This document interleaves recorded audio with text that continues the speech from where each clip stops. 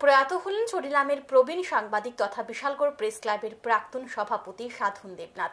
বুধবার তিনি প্রয়াত হন। তার প্রয়াণে শোক প্রকাশ করেছে Bishalgarh press club, Tripura journalist union মহকুমা কমিটি।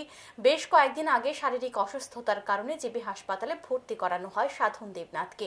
জিবিপি হাসপাতালে চিকিৎসাধীন অবস্থায় বুধবার দুপুরে শেষ নিঃশ্বাস ত্যাগ করেন। মৃত্যুকালে ওনার বয়স হয়েছিল ৭৮ বছর।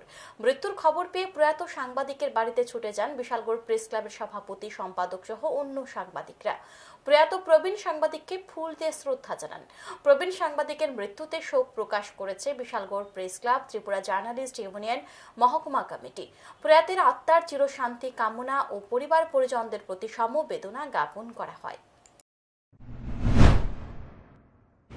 অনেক চেষ্টা করা হয়েছিল কিন্তু শেষ রক্ষা হয়নি। আজ সকালে উনি শেষ নিঃশ্বাস ত্যাগ করেছেন। আমরা বিশালগড় প্রেস ক্লাবের সকল সদস্যরা এসে ওনার মরদেহে আমরা পুষ্পার্ঘ্য অর্পণ করে শ্রদ্ধা জ্ঞাপন করেছি। আমরা ওনার বিদেহী আত্মার চির শান্তি কামনা করি।